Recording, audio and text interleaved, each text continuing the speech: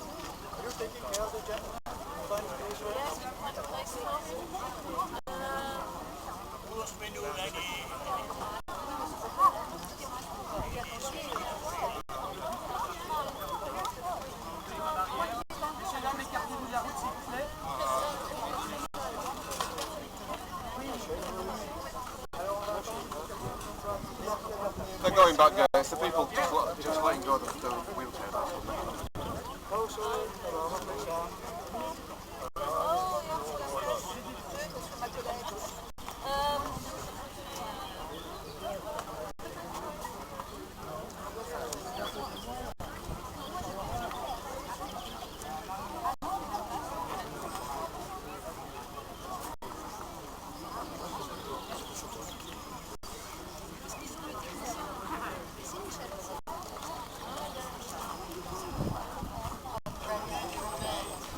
Yuri, Oui. est-ce que tu sais comment ça fonctionne là pour le micro? Il est branché ou pas? Normalement il est branché, il suffit de demander au gars de mettre l'entrée micro. Ah d'accord. Il faut que je commence apparemment.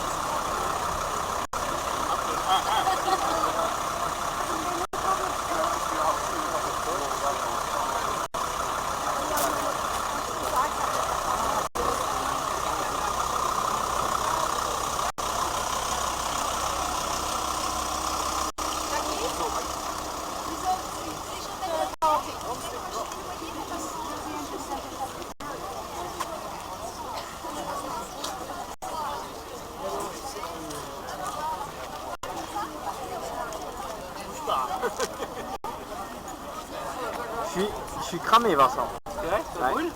Bah ça me brûle pas encore, mais ça va pas tarder. Là, sous le bras, je crois que c'est... Donc ça chauffe? Allez, regarde. Ah oui, là c'est un petit... Je vais l'enlever au moment de la cérémonie. Sinon, je serais bien allé me cacher là-bas. À l'ombre, mur, ouais. Je vais montrer où le premier programme va se positionner. Bonne cérémonie. Merci beaucoup. Merci pour tout. Mais de rien. Merci. Ah, ça refroidit là, c'est bien. C'est le boss. Hein? C'est le boss. Ouais, bon, c'est le boss, non, c'est l'interlocuteur principal qu'on a eu, quoi. Mais il part au mémorial. Oui, oui. Ah ouais? C'est des conclus, ils ont quand même au cours de la liberté, ils n'avaient pas prévu des micros, etc. Bienvenue à la cérémonie du 70e anniversaire de la bataille du Moulin des Roussel. Sur présentation de votre carton d'invitation, nous vous invitons à prendre place. En attendant l'arrivée du cortège officiel, nous vous invitons à prendre place. Les gens qui ont des invitations, s'il vous plaît, avancez-vous pour prendre vos sièges. Welcome to the Battle of the Moulin des Roussel 70th anniversary ceremony. Please present your invitation card to our volunteers and take a seat while awaiting the arrival of the official party. Feel free to ask your volunteers for a program of the ceremony.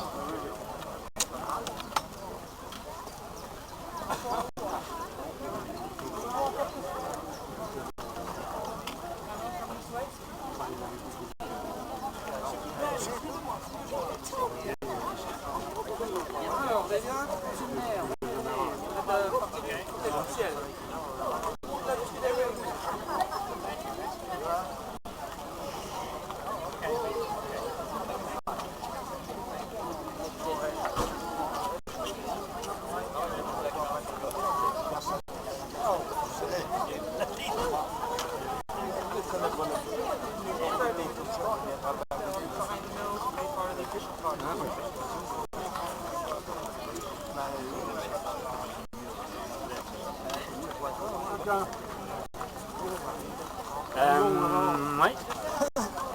Cool. Non, sinon on se décale. Non, mais là, il y aura plus d'angle. Est-ce que vous m'entendez? Ah, mais il y aura plus d'angle. Là, il n'y a plus la possibilité de balayer. Plus haut, tu vas rien voir. Vu du dessus. Tu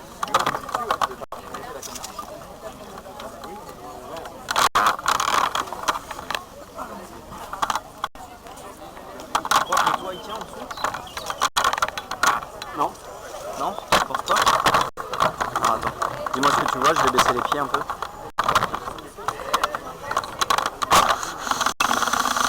Il tourne. Je suis assez haut là? Je sais pas. Il tourne. Oh la vache. Il reste là toute la cérémonie? Oui. Je vais me mettre derrière sinon. On voit rien. Non, on voit rien. Tu vois? Attends, je verrouille les pieds. Ok. Attention doucement. Ah, il faut que tu descendes. Bah, donne la caméra. Non, mais sinon je me mets là. Tiens. À droite. Viens à droite pour voir. Ouais, attends. Bah, ils sont devant les trois. Tu veux que je monte plus haut? Sinon, on se met là-bas. Ouais, c'est pareil, on aura pas d'angle. Juste dans la porte. C'est de monter. Ah, ça peut le faire. Vas-y, monte. Ouais.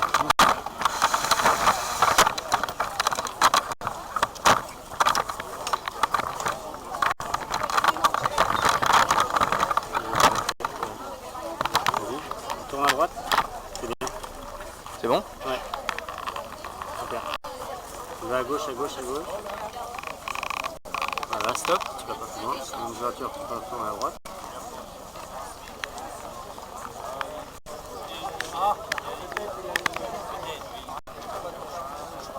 C'est bien. Hein.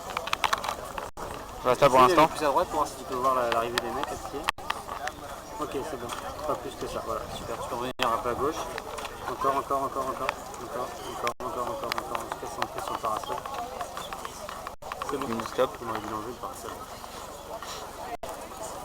Un petit peu plus à gauche.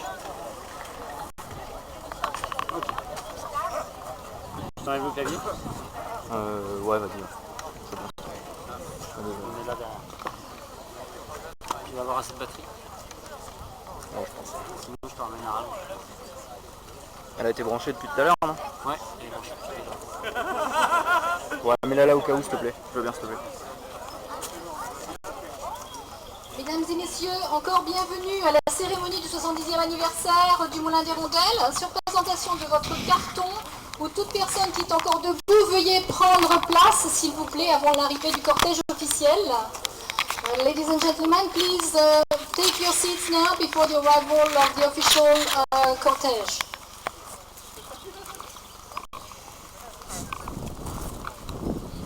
Il y a un drapeau pour le maître de cérémonie tout le temps, quoi.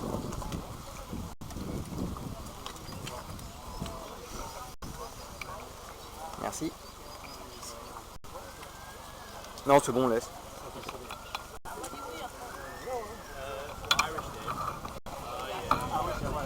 C'est bon, je l'ai coincé dans le pied de la caméra. Ah, je vais prendre cher encore plus haut, quoi.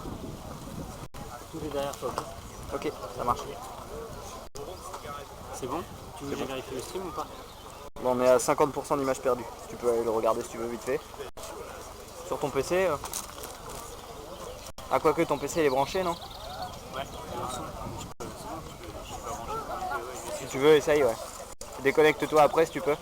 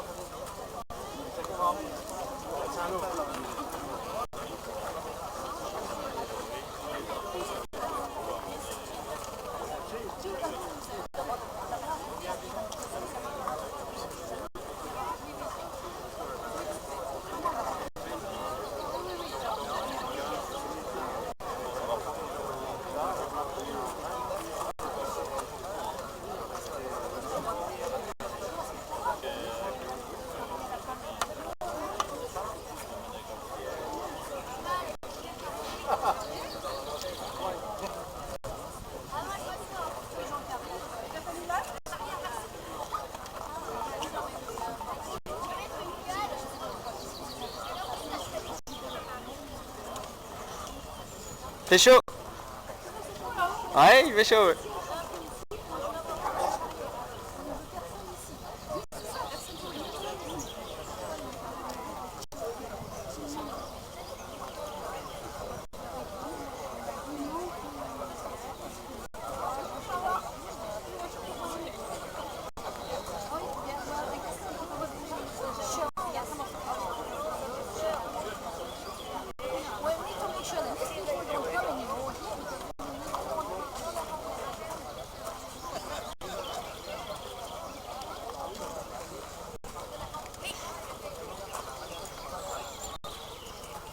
Tu veux que je prenne des photos pour toi? J'ai une belle vue d'ici. Bah moi aussi, je sais. On peut pas me rater. Bah non, on peut pas. C'est très sympa ce qu'il a fait. Hein. Ouais, carrément. Ouais. Puis ils ont monté ça très vite. Hein. C'est professionnel. Carrément.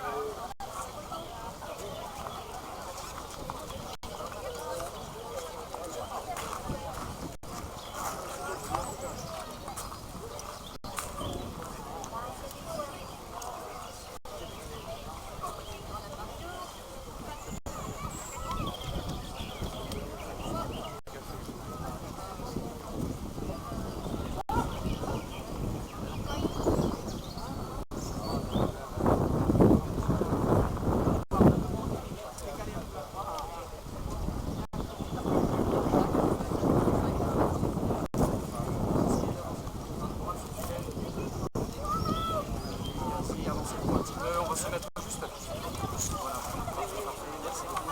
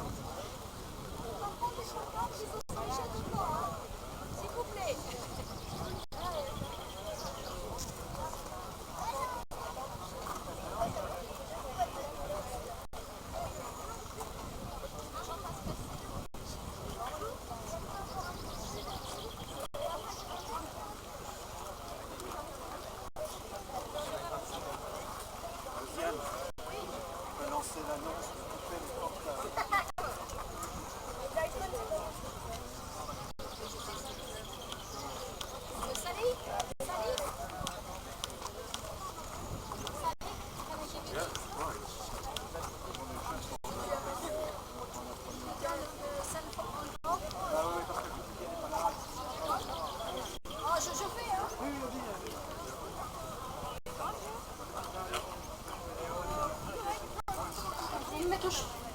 Mesdames et messieurs, la cérémonie du 70e anniversaire de la bataille du Moulin des Rondelles commencera dans quelques instants. Nous vous prions de bien vouloir éteindre vos téléphones portables. Merci. Ladies and gentlemen, the 70th anniversary ceremony of the Battle of the Moulin des Rondelles will start shortly. Please turn off all mobile devices. Thank you.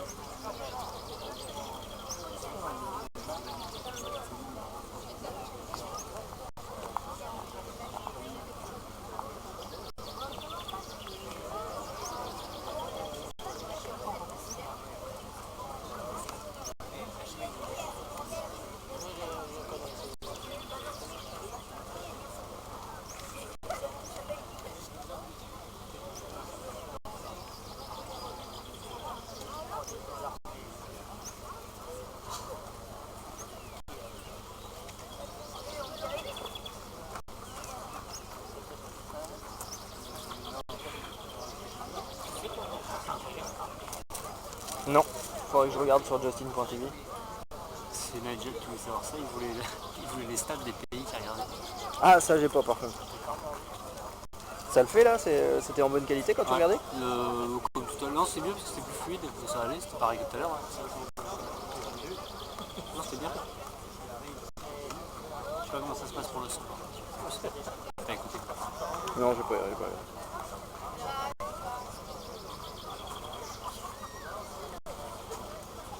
Sur Justin.tv 27. Donc là, il nous entend dire 27. Bonjour.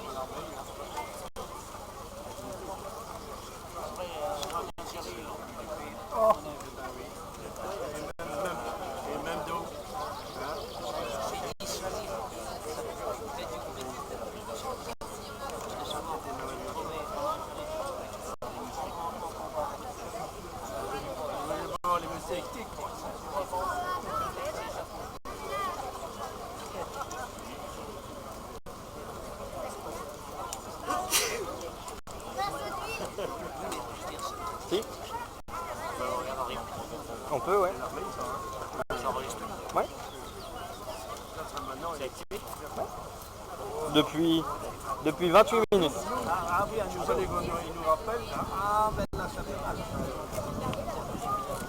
Pas eu jeune. Ah ben là,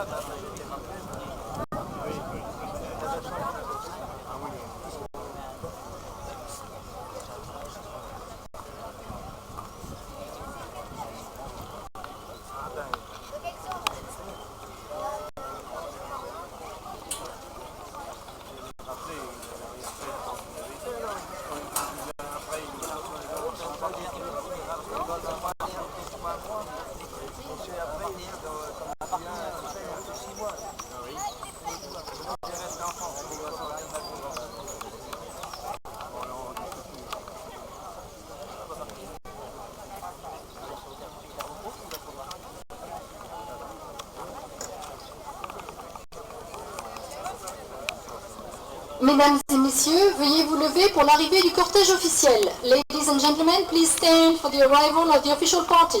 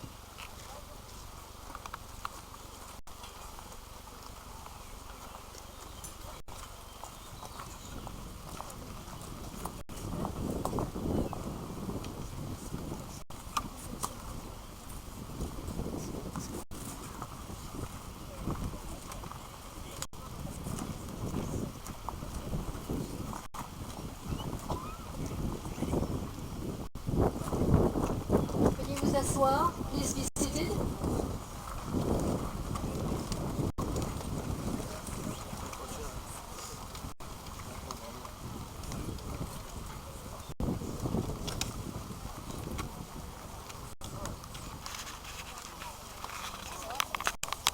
Mesdames et messieurs, bienvenue à la cérémonie commémorative du 70e anniversaire de la bataille du Moulin des Rondelles. Ladies and gentlemen, welcome to the commemorative ceremony for the 70th anniversary of the Battle of the Moulin des Rondelles. L'association Moulin des Rondelles 1944 La mairie de Cerisy-la-Forêt et monsieur et madame Stephen Marsh sont heureux de vous accueillir ici aujourd'hui. Ils sont particulièrement ravis de la présence des familles de Alfred Pye Jr., Robert Bogart, James Fasciolo, Theodore Mister, Charles Barbe, Paul Brown et Charles Schweinberg, héros de la bataille du Moulin d'Hirondelle. Moulin d'Hirondelle, 1944, the town of Cerisy-la-Forêt. Mr. and Mrs. Stephen Marsh are pleased to welcome you here today. They are particularly thrilled by the presence of the families of Alfred F. Pye Jr., Robert W. Bogart, James Fasciolo, Theodore K. Mister, Charles L. Bard, Paul A. Brown, and Charles R. Schweinberg, heroes of the Battle of the Moulin d'Hirondelle.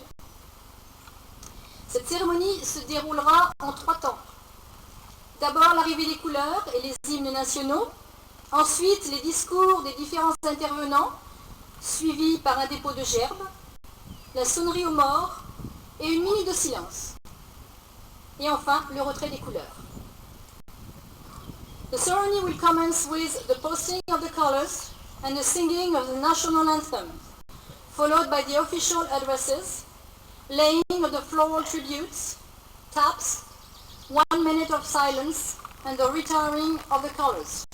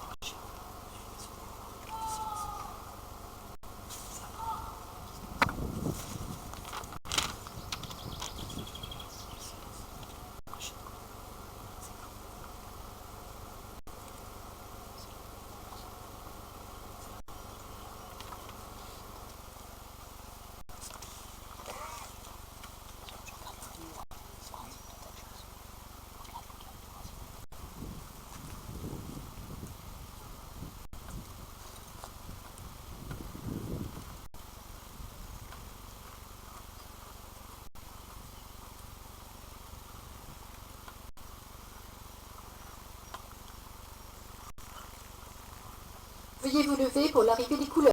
Please stand for the posting of the colors.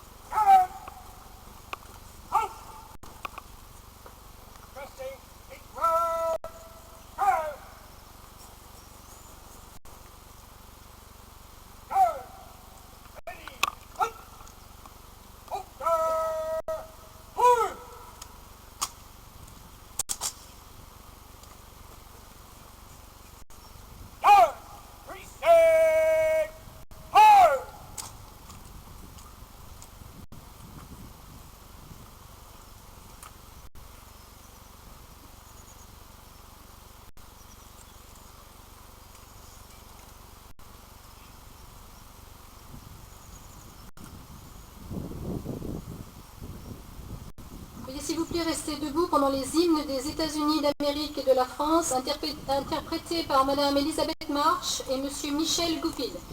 Please remain standing for the singing of the national anthem of the United States of America and France by Mrs. Elizabeth March and Mr. Michel Goupil.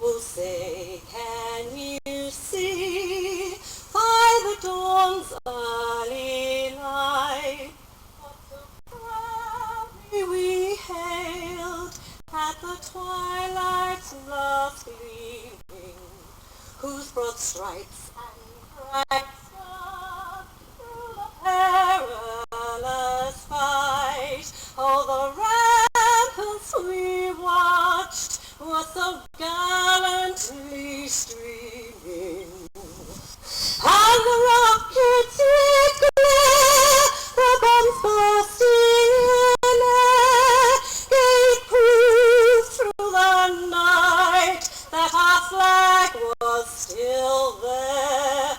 Oh, say does that star-spangled banner yet wave? Oh, the land of the free and the home of the brave.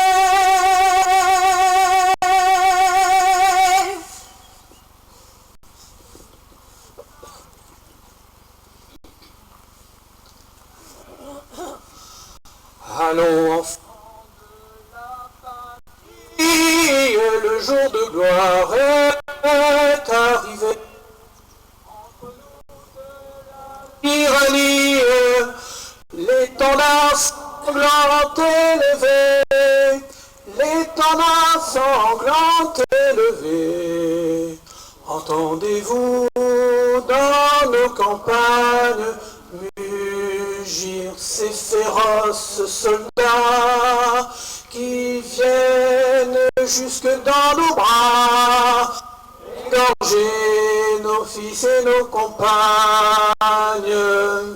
Aux armes, citoyens, formez vos bataillons, marchons, marchons, qu'un sang impur abreuve nos sillons.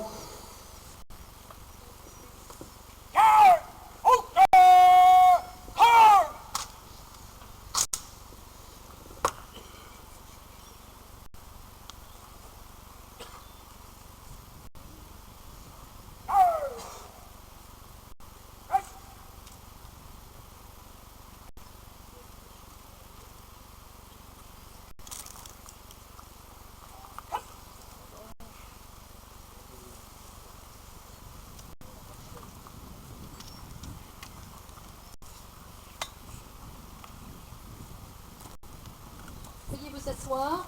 Please be seated.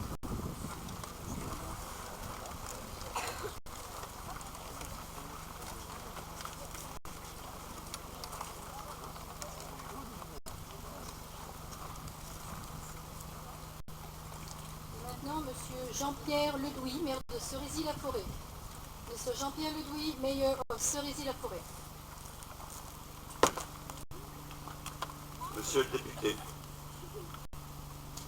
Monsieur le conseiller général, Messieurs les maires, Mesdames, Messieurs les conseillers municipaux, chers porte-drapeaux, anciens combattants, Mesdames, Messieurs. Cette année, la municipalité de Cerisy-la-Forêt est particulièrement heureuse d'accueillir 7 familles de soldats de la compagnie C du 38e régiment de la 2e division d'infanterie qui sont tombés ici au Moulin des Rondelles le 13 juin 1944.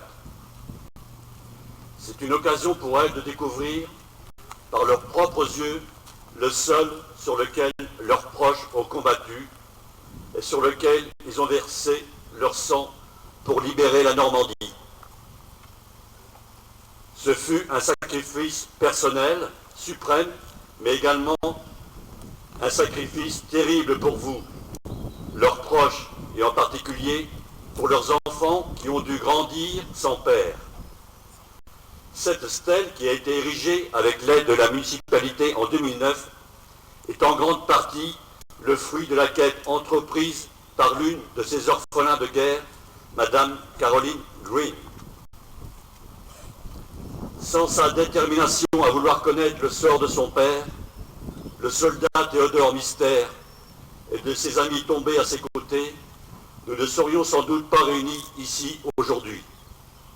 À travers la vidéo qui suit, vous allez comprendre d'où lui est venue cette détermination pour découvrir ce qui s'est passé ici, il y a 70 ans maintenant.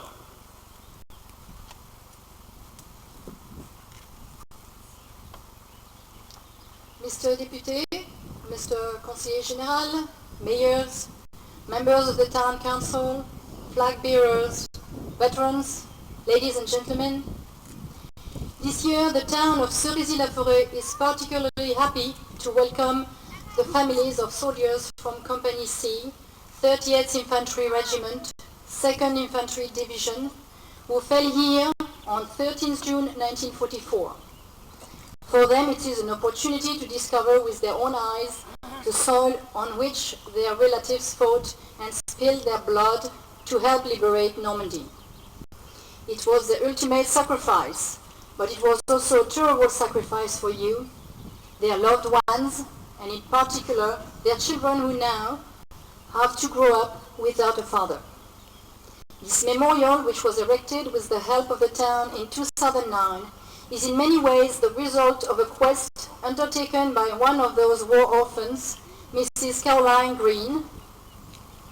Without a determination to know more about her father, Private First Class Theodore Mister, and his friends who fell alongside him, who most likely not have gathered here today. The following presentation will explain where her determination came from to find out what happened here 70 years ago.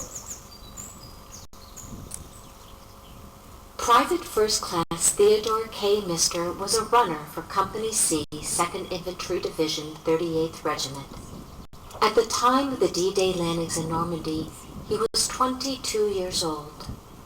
After the landings, the 2nd Division had moved inland into the bocage or hedgerow-lined countryside to confront the German forces and to liberate a few of the towns in its assigned area. Private First Class Mister's combat career ended in one of these first battles within the hedgerows. He was killed leading a charge at the Moulin de Rondelles on the 13th of June, 1944. 10 other brave soldiers from his company died alongside him during this same battle. Private Mister is buried at the Normandy American Cemetery. For his bravery during this combat, Private Mister was posthumously awarded the Distinguished Service Cross. He left behind a wife and a 4-month-old daughter named Carolyn, whom he had never met. My mom never spoke about him. And I grew up in the midst of a big Polish family because my mom had 14 other brothers and sisters. So it wasn't like it was just my mom and I, even though my mom never remarried after my dad was killed in France. And so I don't have any brothers and sisters. She never even had a boyfriend. But she was involved in very much as a volunteer in St. Casimir's Church, which was 3 blocks from where we lived. I went to St. Casimir's grade school, so my mom was always at the church doing some kind of a volunteer work. So carnivals and picnics and chicken dinners and all kinds of stuff. She was there. Bingo. My mom was big working bingo. And wherever she went, she took me with her. And so we were always there, and that's how I got into also volunteering at the church from the time I was little, carnivals and all of that. So, you know, when you grow up like that, you have all these people around. I had so many cousins that would always come to the house. And so I guess, you know, when you think of your dad, sometimes I felt like, well, I knew there was something missing from my life, but as a little kid, you don't think about it too much. My mom had to be tough on me, though, because she would always tell me she had to be mother and father. Carolyn Mister grew up knowing very little about her father, as her mother and other family members on both sides found it painful to speak at length about him. Carolyn learned that her father had also grown up in the Baltimore, Maryland area. He had met her mother as a teenager in a roller skate park. She learned that they soon fell deeply in love and married as the United States entered the war. Ted Mister's death was almost never spoken about. It wasn't until Carolyn was 20 years old that her mother was able to show her a small box containing some of her father's personal effects that the Army had sent after his death. This box held his blood-stained crucifix and wedding ring, as well as his wallet containing pictures of his family, Army buddies, and a lock of his wife's hair. During her own military service, Carolyn Mister Green's quest to learn more about her father received a boost when she traveled to Normandy for the first time in 1999. Now, visiting his grave for the very first time was quite an experience that is very difficult to describe. When you think about the fact that there's your dad, you never met him, and you know he's a war hero, and here he is. His remains are so close to where you're kneeling.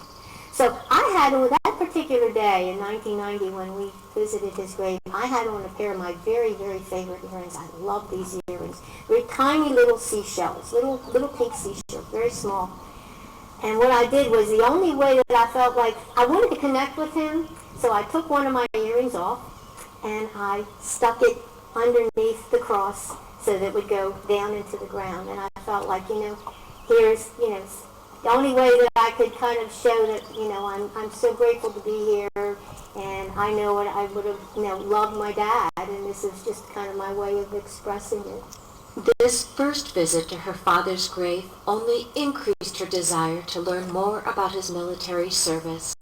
In 2007, she returned to Normandy with her husband Hank, where she met a guide from the Normandy American Cemetery named Gert van den Bogert.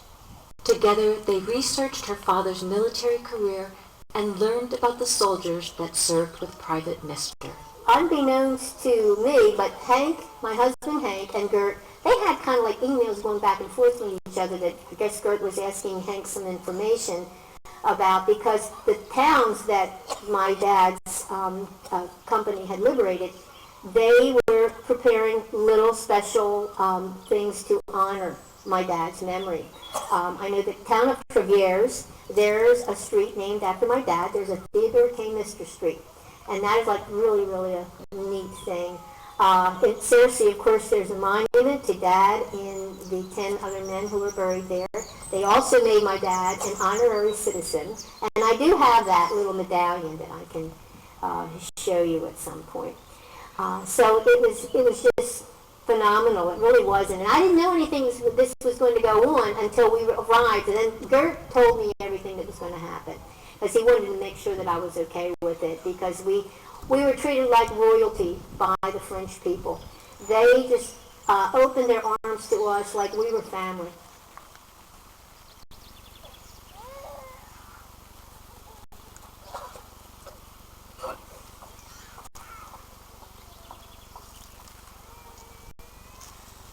Et maintenant, Monsieur Stephen Marsh, propriétaire du Moulin des Rondelles.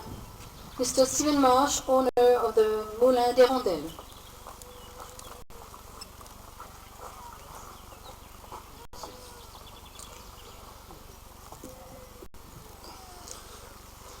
L'histoire de Calering nous touche tous.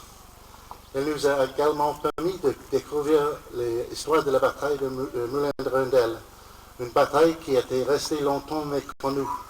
Lorsque je vous ai adressé la parole ici pour la première fois, il y a 3 ans, à l'occasion de la cérémonie du 67 anniversaire de la bataille, je vous avais parlé de l'expérience de Mademoiselle Angèle-Marie, qui fut propriétaire de ce moulin avant moi et qui a vécu les moments sont tout effroyables lorsqu'elle s'est retrouvée au plein milieu de la bataille ici au Moulin des Rondelles le 13 juin 1944. Je n'ai malheureusement jamais eu l'occasion de rencontrer Mademoiselle Marie, qui est décédée à l'âge de 99 ans en 1969. Il n'a pas laissé d'écrit derrière elle sur cet épisode, sans doute marquant de son existence. Je m'étais donc à l'époque posé la question si nous allons un jour entendre une voix passée qui pouvait nous dire ce qui s'est récemment passé ici il y a maintenant 70 ans. Eh bien, cette voix, nous l'avons trouvée.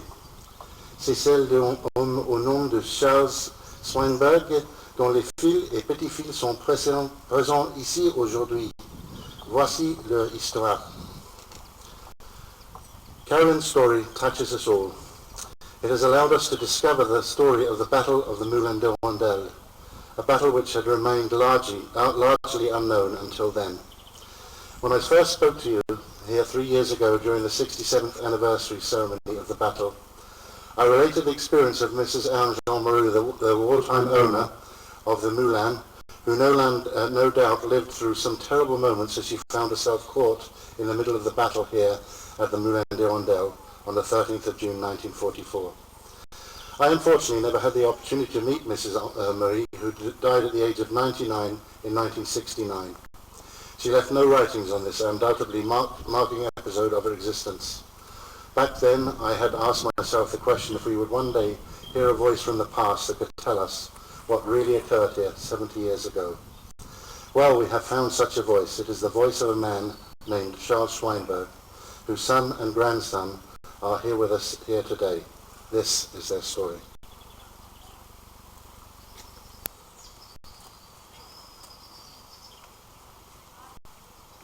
Charles Schweinberg served in Company C, 38th Infantry Regiment of the 2nd Infantry Division.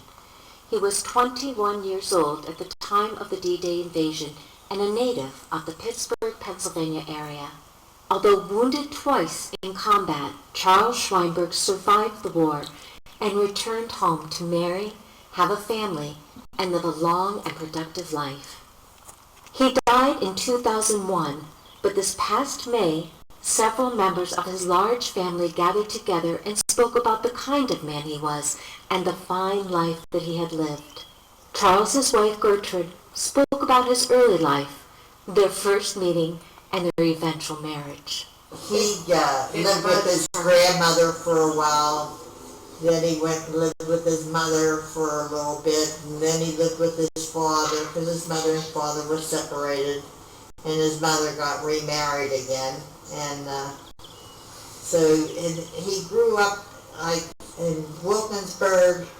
I liked him, and I liked him, and we were like friends before he asked me out. And finally, then one night he says, "I'd like to take you out," and I said at the time, "Oh, I'm going with somebody." He says, "Oh, well then you can go to hell too.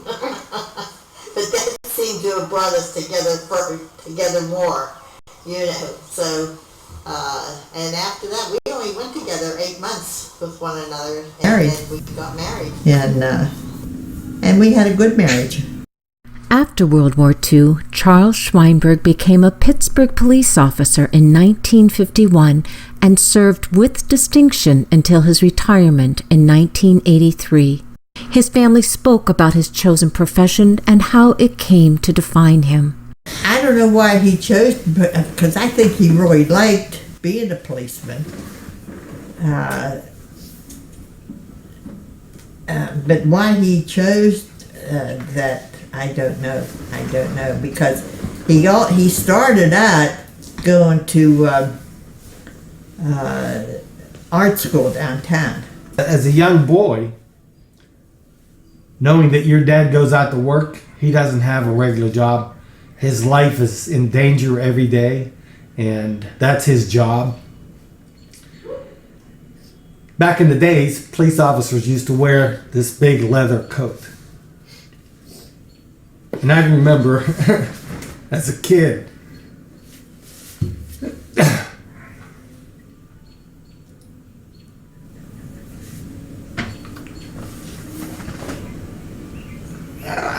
I couldn't fall asleep at night. Till we come home, and I heard that leather coat come off. Then I could fall asleep. And you know, that's who he was. That's who he was. He loved helping people, and he always liked doing the job the right way. But I remember that leather coat and that noise, that sound. He was always the dependable guy. If there was someone that was in trouble, he was the guy that people could count on.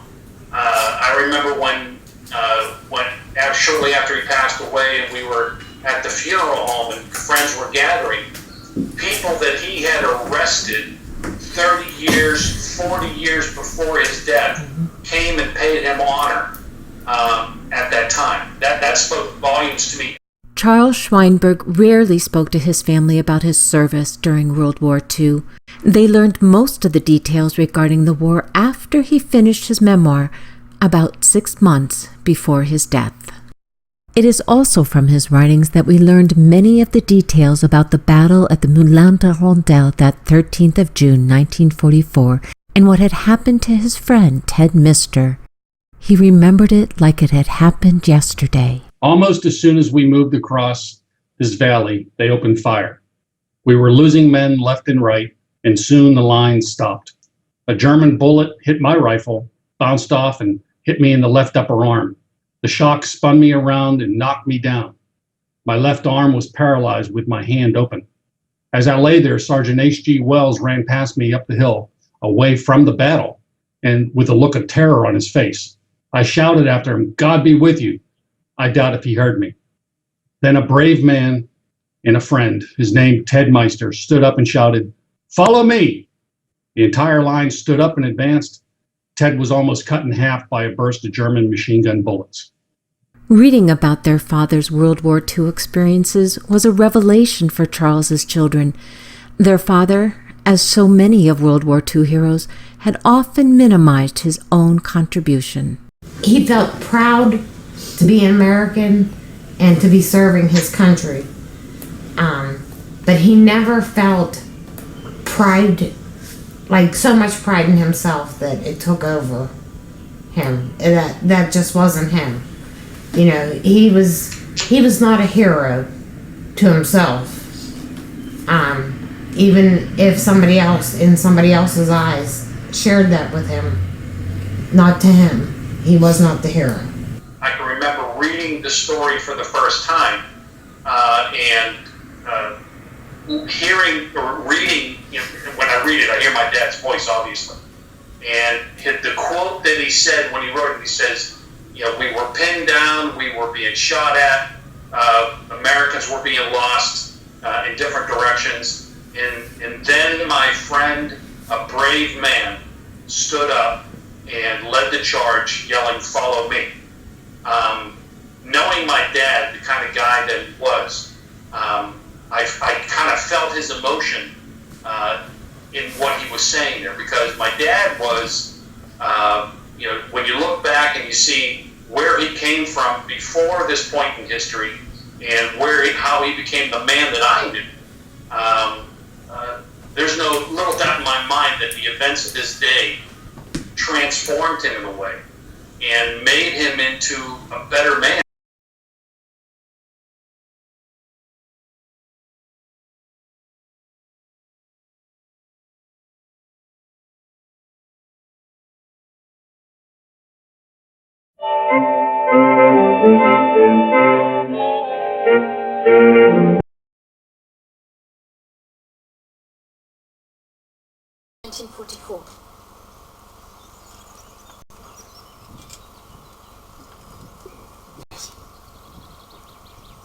Grâce à Charles Schweinberg, nous avons une idée de ce qui s'est réellement passé ici le 13 juin 1944. Il nous a fourni les détails d'une bataille parmi de nombreuses autres batailles qui toutes ensemble ont constitué la victoire alliée en Normandie. Il donne aussi aux familles de ceux qui ont laissé la vie une réponse à leurs nombreuses interrogations et une fierté renouvelée. Il ne nous manquait désormais qu'une seule chose: les visages de ces 11 camarades tombés dans ce champ. Charles Schweinberg connaissait bien ces visages. Peu après la bataille, le 13 juin, il est d'ailleurs très probable qu'il les a tous revus quand il s'est retrouvé à nouveau à Saint-Laurent-sur-Mer, sur la plage d'Omaha. En attendant d'être évacué en Angleterre, il y tomba par hasard sur le cimetière américain provisoire. En se promenant entre les rangées de croix blanches, une chanson intitulée « Mon copain » lui est venue en tête. Il s'est mis à la chanter, à voix haute, pendant que ses larmes coulaient à flot. Vous allez découvrir ces mêmes visages. Ne les oublions pas. Thanks to Charles Schweinberg, we now have an idea of what really happened on 13 June 1944 here in this field. He provided us with detail of the battle that was but one of many battles which all combined formed the Allied victory in Normandy. By doing so, Charles Schweinberg answered the numerous questions of the families of those who gave their lives here and offered them a renewed pride in their loved one. There was only one thing missing, and that were the faces of his 11 comrades who fell in this field. Charles Schweinberg knew those faces well. Shortly after the battle on 13 June, it is very likely that he saw them all again when he found himself once more on Omaha Beach, this time waiting to be evacuated to England, and stumbled upon a temporary graveyard as he climbed up to the top of the bluff overlooking the beach.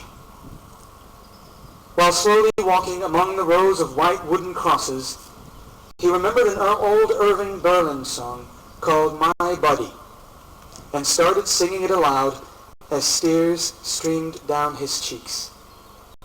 You are about to discover those same faces. Please remember them.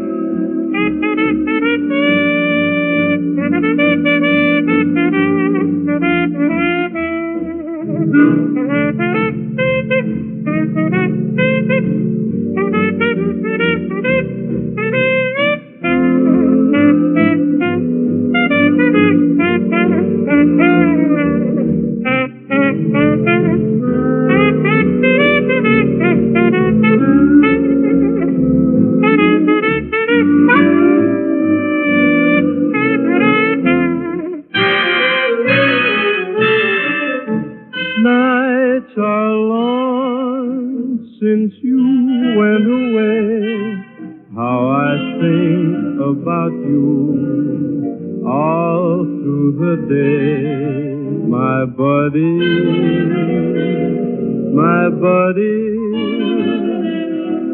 nobody quite so true. I miss your voice and the touch of your hand. I long to know that you understand. My buddy,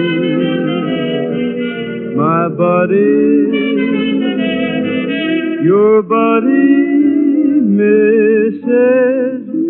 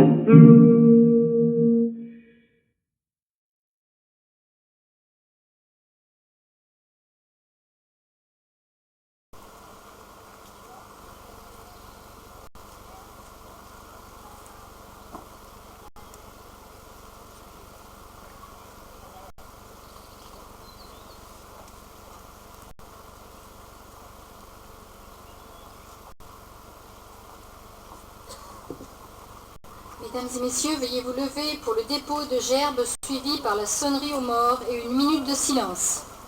Ladies and gentlemen, please stand for the laying of the floor tributes, followed by taps and a minute of silence. Pour la commune de Cerisy-la-Forêt, Monsieur Jean-Pierre Ledouy. For the town of Cerisy-la-Forêt, Monsieur Jean-Pierre Ledouy.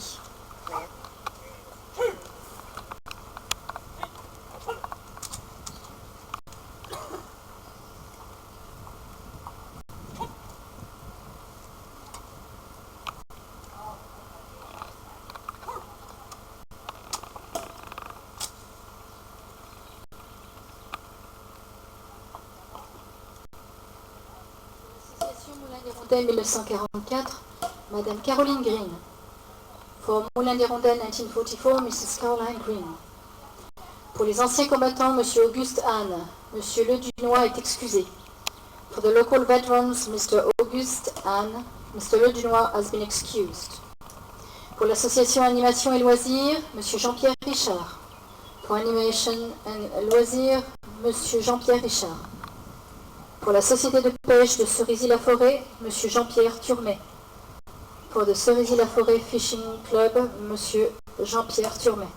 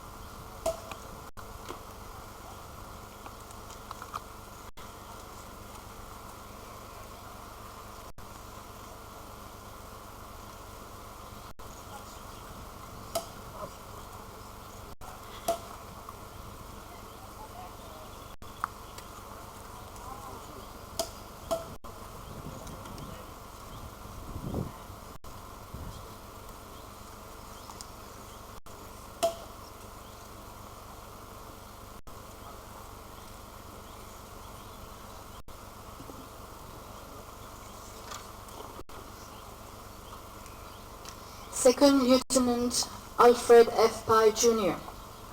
Staff Sergeant Theo J. Master. Staff Sergeant Lloyd I. Nogol Jr., Sergeant Robert W. Bogart, PFC Paul A. Brown, PFC James Facciolo, PFC Charles L. Bob, PFC Theodore K. Mister, PFC Carmel Lester, PFC David C. Patterson, PVT Henry H. Milton. Present, sir! Go! Send! Hold!